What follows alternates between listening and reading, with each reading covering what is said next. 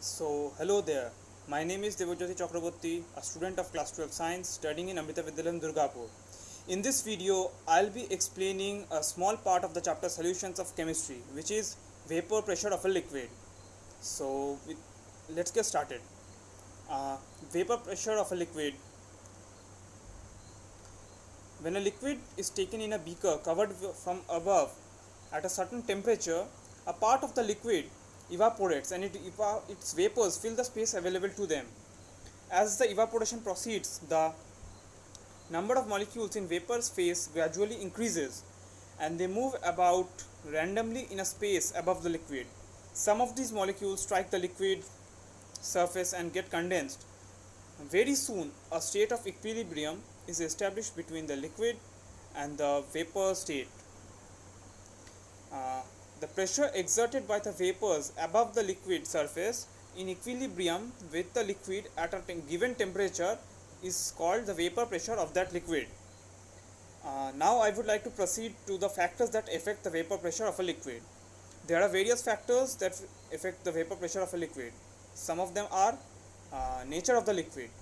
Liquids with weak intermolecular forces are more volatile because their molecules have a greater tendency to escape into the vapor state, so they consequently have a larger vapor pressure. Now the second factor is temperature. Vapor pressure increases with increase in temperature. This is due to the fact that increase in temperature leads to an increase in kinetic energy of the molecules, which further increases the tendency of them to vaporize. As a result, more molecules of the liquid can go into the vapor phase easily. Thus, the vapor pressure of a liquid increases with increase in temperature. Variation of vapor pressure of a liquid with respect to change in temperature can be given by the Clapeyron's equation.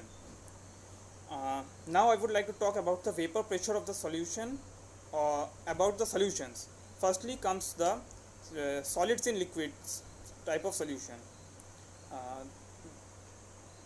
In such a case of vapor pressure of the solution is solely due to the solvent molecules, as the solute is non-volatile.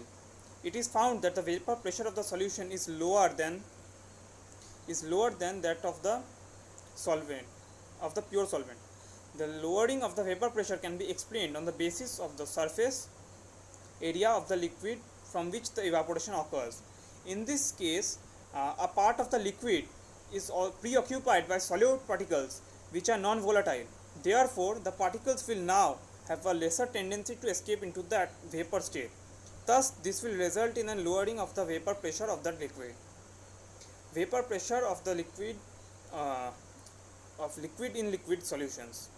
When a binary solution of two volatile liquids is formed, both the components will evaporate eventually.